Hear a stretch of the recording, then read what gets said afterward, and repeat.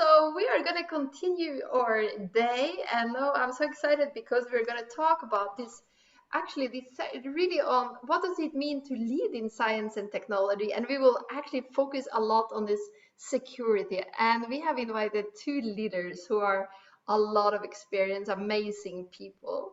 And we'll start. I will start by giving a short introduction of Amy Lyons. She's a vice president at corporate security at BMS, and she leads the enterprise-wide security programs to address the emerging threats in today's complex business environment, impacting patient safety and safeguard also the company's assets, people, and of course, or many securities.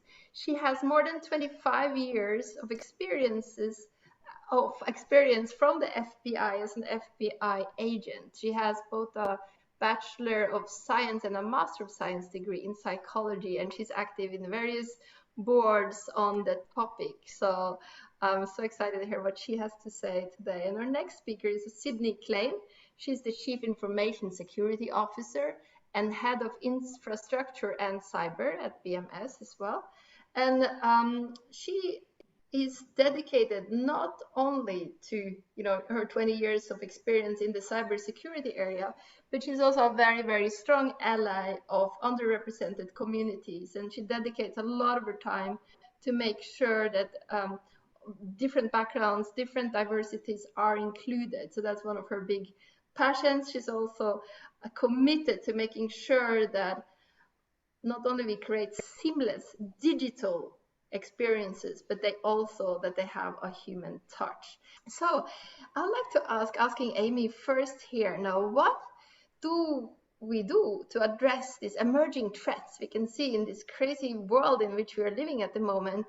And I mean, not only the business environment, but the whole environment impacting the business environment also. And how does that impact on patients' safety ultimately? Please share a few words on that, Amy. Sure, thanks. So first of all, I just want to thank you, Kristin and Wynn, for the opportunity to speak to everyone today. Such an amazing group of women, and I feel honored to be able to share a little bit about what I do at Bristol Myers Squibb to safeguard patients and our company.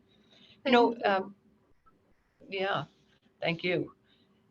So to safeguard patients really and identifying the emerging trends, we have to be looking for them. We have to be out tapping our sources and using our intelligence capabilities to find out what is happening externally, as well as speaking to our patients themselves. In Paul's presentation, he talked about the 3 C's. Those events, those crises, those conflicts or climate change that occur can disrupt our ability to supply medicines to patients, critical medicines, life-saving medicines to patients. And when we have a business continuity disruption that impairs our ability to supply patients with their medicines, someone is going to fill the gap. When there's a void, they're going to be criminal organizations or opportunists that are going to produce medicines, counterfeit or diverted medicines to patients. And so, Noreen's going to address business continuity, so I won't go into that. But I'll just speak briefly about, from the intelligence standpoint and the security piece, we have to be monitoring business trends. We have to be sharing information with our fellow partners in different companies, and we belong to an industry association, the Pharmaceutical Security Institute, that allows for that sharing of information between companies. Pharma is so highly regulated that often that doesn't happen, but in this industry, we're fighting the same bad guys, so to speak, and so it's important to share information. We also work with that same industry association to educate patients. We just had an emerging trend that came about, is that our product is being sold in Mexico, or not our product, but a counterfeit, in English packaging in a Spanish-speaking country. Why is that? Because they are actually trying to lure Americans down to Mexico who are looking for lower priced medicines and are going to purchase this thinking they're legit, thinking they're legitimate medicines, when in actuality, it's completely counterfeit. And so the patients are not receiving effective medicines. Therefore, we worked with the Partnership for Safe Medicines to generate a YouTube video to educate our patients of this danger. So that's just a few ways that we are working to safeguard patients against Wow, emerging threats. this is very, very interesting. Yeah, God, all these counterfeits too. How about Sydney? You are working with the cybersecurity, and what are some of the threats that you are seeing, and what are you doing in your particular area here to safeguard the patients? So Amy and I work really closely together, and we find that a lot of the threats that we face could be faced in the cyber digital world, and they can bleed over into the physical and vice versa. So we work really closely together. I think one of the things that I have so loved about this industry is in many lines of work, sharing information with colleagues from another company would be competitive advantage. Yeah. But within our field, it's actually not. There is no such thing as competitive advantage when it comes to security. And that leads to some really wonderful conversations that we have throughout our peer organizations. We don't just look within our industry as well. We look outside of the industry because we find that bad actors might go to one industry and then move to the next and then move to the next. So we really need to study the trends that are happening across the globe. When it comes to the way that we collaborate, we have many formal organizations that exist to bring us together, but we also have informal collaboration. I'll tell you, I have a text chain with 20 other chief information security officers, and I got a text from it this morning. So we're constantly telling people, here's what happened. And that's great because sometimes by the time it reaches any sort of media, it's already happened. It's too late. So it's not uncommon to get a text from somebody saying, I just saw this particular threat. I think as consumers, what I would say, because all of us on this call are consumers, you really have to be mindful of looking out for fraud. From a cybersecurity perspective, we believe that the people who have access to email, who have access to telephones, you are on the first line of defense, whether it's some sort of scam that people are trying to get to you through phone and trying to convince you that there's somebody that they're not, or it's coming through a WhatsApp message or coming through a text message or coming through your email. That's, I think, what we all have to remain really vigilant on. And I think people don't quite understand that one person can actually make a difference. One person can actually prevent a very major cyber attack. Oh, this is so interesting because what you're talking about, there is real collaboration with others in the industry, collaborations with your patients, clients, so everybody can be a part of finding solutions. So in this, how do you do safeguard all this, sensitive information, patent assets on a daily basis? Is you mentioned having like a list of people, messages, anything else you want to add to that? Yeah, I think what's really hard about this world is that cybersecurity is an unmitigatable risk. But then I would say that so is getting in your car and driving down the road. There's risk around us every day. And so what Amy and I really work together to do is try to balance it to say, where is the control really necessary? And where would it actually stifle innovation to a point that we wouldn't be serving our patients? And that question and that answer has to be asked every day. And sometimes the answer is different. So for instance, we could have decided last week that we didn't want to do a particular control. Then we might get a bulletin from one of the global agencies that we look at for threat intelligence and say, actually, we're now seeing this particular threat play out all over the globe. And so we need to put in place a control. Controls also need to be very layered. One control failing, you want to have another control. Just like you have brakes and seatbelts and mirrors on your car, you need to have different controls that are going to work at different times. A good example of something that we had to do that frankly I would have liked to have not done is we used to have access to our non-corporate email from our corporate devices. I could go to Gmail, which is what I use, from my PC. And we had toyed with, do we want to close that avenue or not? And then what we were seeing through our industry is a massive amount of ransomware attacks that were being conducted over a very short period of time. And one of the avenues was through personal email on corporate devices. So we worked across the organization with corporate security, with legal, with our human resources team, because we were going to make an impact on how our colleagues really integrate work and life. And we saw in that last presentation how important it is to be able to integrate those. We said, you know what, with patient safety on the line, we really have to make this change. But we also put in additional opportunities, such as we have wireless available for all of our personal devices within the company. So it's layered defense, and it's constantly looking at where do you draw that line. Yeah. Oh, that's so interesting. You're sharing why this is happening with everybody here, because I think many sometimes think, oh, that sounds so strict, but when we know why, it all makes sense, really. Amy, do you want to share more about what you are doing through your work to safeguard the assets and the sensitive information? Well, very similar to what Sydney has highlighted, we have a layered security approach as well to physical security. Um, you know, in the past, physical security was kind of thought of as gates, guns, and guards, and that has changed a bit through the use of technology and through sort of individual empowerment to see something, say something, and take ownership of the security, both from a cyber side and from a physical security side. And so, again, we go back to we begin with the collection of intelligence in what are some of the crime trends in various areas, what are the risks to business travelers around the globe, are there greater risks for women, are there greater risks for the LGBT community, and how do we share that information?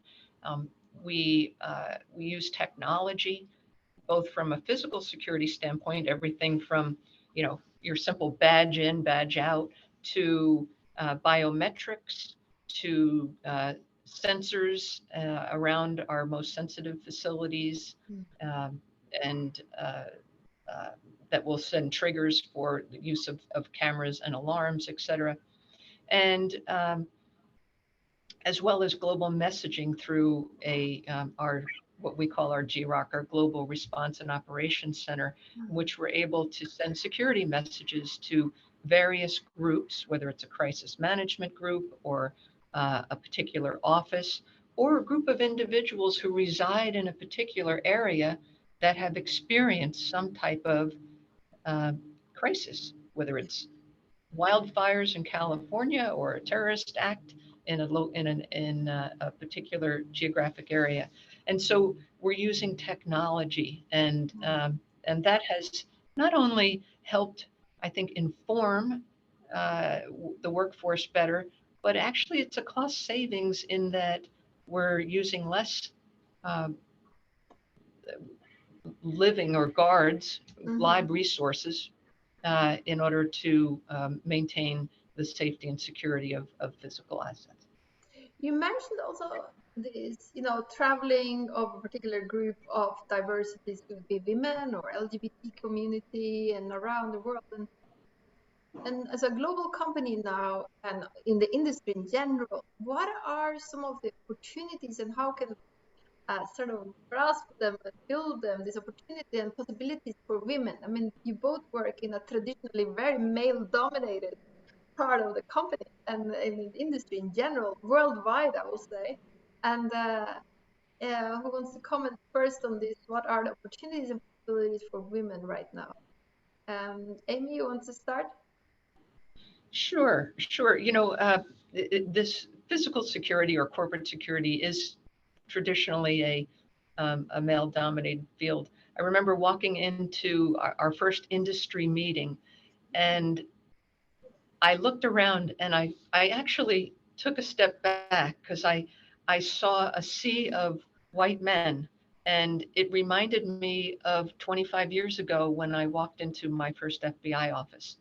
Not that there's anything wrong with that. It's just, it was a different look and feel from the Bristol Myers Squibb office that I had been in and kind of been enlightened and I felt very light and good about being in a very diverse workforce or working environment.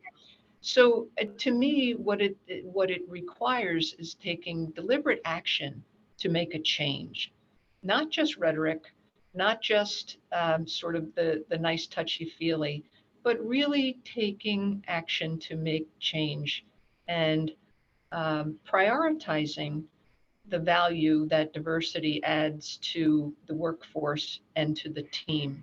Because I really do believe, and it's a BMS value and belief that diverse teams are more innovative, they're more inclusive. We build diverse teams build stronger results, and quite honestly, I think we better serve our patients because we're bringing in the different perspectives of different patients who live around the world in different cultures with different stressors, with different pressures than we do here in the United States, let's say. And sometimes we can become so self focused on our own personal experiences. We need to bring in a diverse workforce so that we can better serve not only our patients, but also our workforce here from a security standpoint. And I'll Well, let Sydney take it from yeah. there. But thank you, Amy, for sharing also that you made like a decision that it has to be a deliberate, it has to be a priority to change this. And also it's interesting you mentioned this experience. You walked into the office, it was like an ocean of mails and that feeling. And I think many people have felt that feeling of being the only one in a diverse environment, in a different environment, let's say, whatever it has been.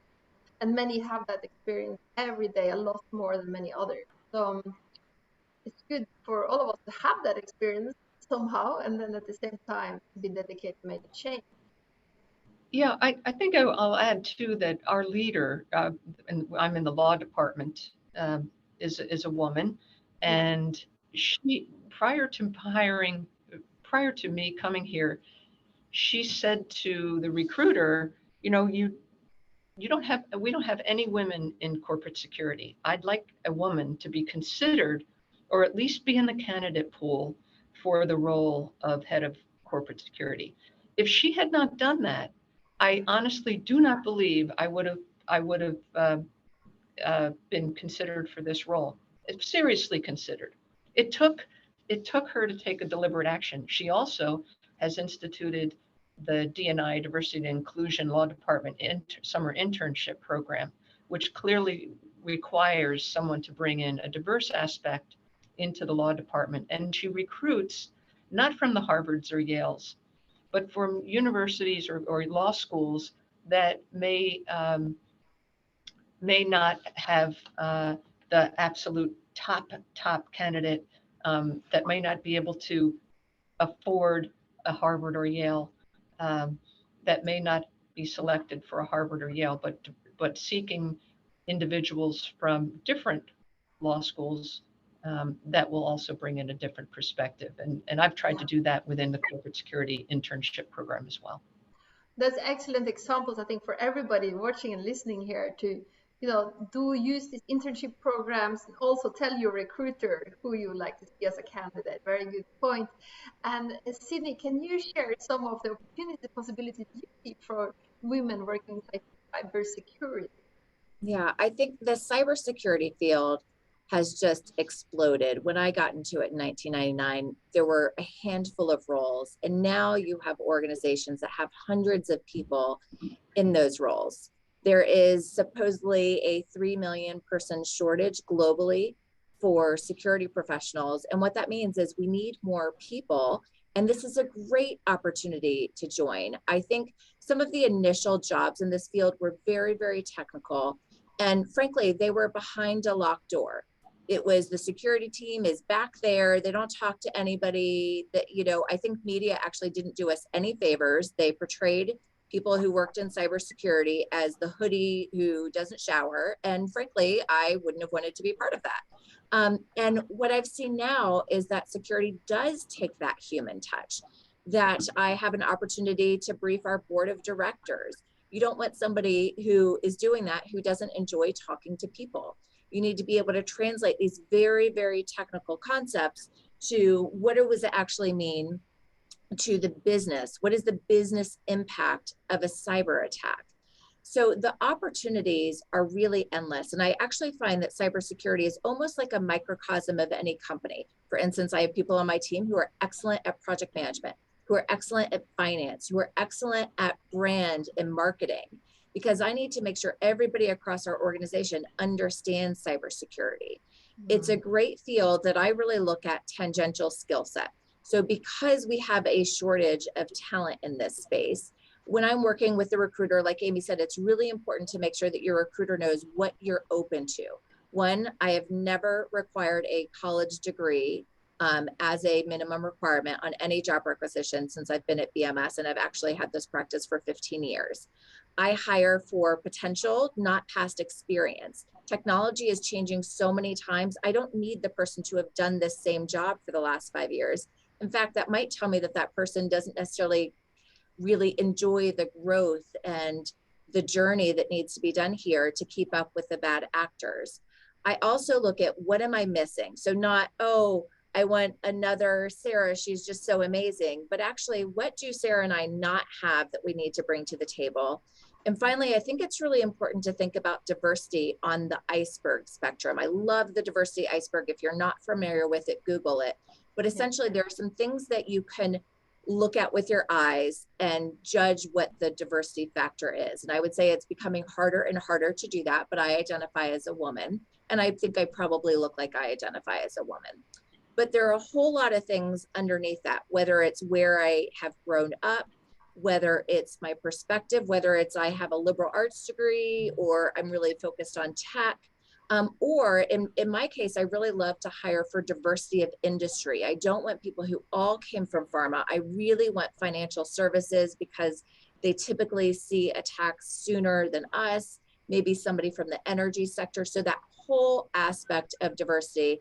And I'll go to Tina's question in here, which is, do women and men view risks differently? I think all people really view risks differently. And what I have found at BMS, we use some of these different fun assessments that you look and say, what type of person are you? What are your tendencies? And so you want people who are maybe a little bit more cautious, but people who are also willing to take risks. And I do think that there is a factor that all people think differently, and you need that diversity. It often shows up in women, but it's not the only way that you would have that diversity of thought when it comes to risk. Yeah, thank you for sharing that, because diversities are so many things. I mean, the neurodiversity and also the risk averse diversity. So thank you for mentioning that. We are about to end, but any last comment, like one comment from Amy on diversity, one comment from Sydney? If there's anything you feel you haven't said, Amy, on the importance of having diversity in your field. Yeah, I think for me, clearly I believe in diverse teams and the value of this. I would say to all of you out in the audience, to especially someone sort of at my age, towards the end of my my career, don't be afraid to take chances. Don't be afraid to speak up, even if your opinion is different from that of the group. That is really your value. I mean, obviously, we have to do that in a way that's, we're self-aware and understand the how we're fitting in, but seize opportunities when they're available, because what you have to say and what you bring to the table is important. Thank you. Thank you for saying that. I love that. And Amy, you inspired a different thing for me to say now, which is be open to the possibilities. I think a lot of folks would look at people in my position, Amy's position, and assume that we had some grand plan. My only plan was that I never wanted to be an executive, and I definitely never wanted to be a chief information security officer. And it's really because when I looked up, frankly, I didn't love what that looked like. I am a wife and mother of 3. I didn't understand how those things could come together. And I didn't understand how I could be an empathetic leader, which is just who I am. I might cry in a conversation, and that's just who I am, right? And I didn't know that that was possible. And what I'll say is, you get to make the rules. really think about how are you prepared for the next opportunity, but not necessarily that you need to follow a straight line. It can be a lateral move. It can be a whole different field. It can be doing something really brave like Amy talked about. So be open to the possibilities and prepare for the possibilities, and don't write yourself off. So now when I'm asked by my boss what my career aspirations are, I write down a whole bunch of crazy stuff that I'm not really sure I want to do, but I never want to be discounted. And I think I'm really lucky that my bosses didn't take the I never want to be an executive and I never want to be a CISO and write me off. They realized that I was naive enough to know I didn't actually know what I wanted. Yeah. Oh, wow, this is wonderful. Thank you both for sharing your experience, your knowledge, and your wisdom with all of us here today. And this last point is super important. Speak up and make your own rules, basically. So much inspiration from all of you. So a big warm applause to all of you from all of us. And you won't even hear all of us, but definitely thank you so much. We are now going to go back into the groups. And this, I hope Amy and Sydney, you can join us in the group, so some of you get to talk to you there, and hear more from you. And please stay also the rest of the day, so we can have a chance to interact more with you.